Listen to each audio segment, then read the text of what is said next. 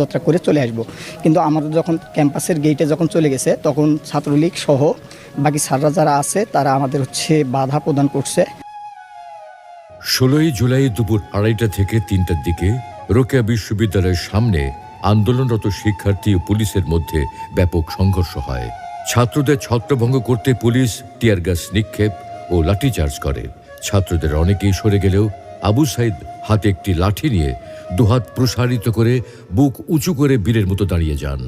এই অবস্থায় পুলিশ আনুমানিক 50 থেকে 60 ফুট দূর থেকে তার উপর ছড়াগুলি ছোড়ে।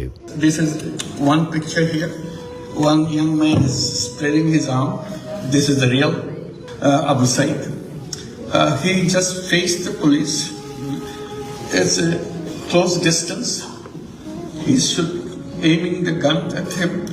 He just stands there shooting.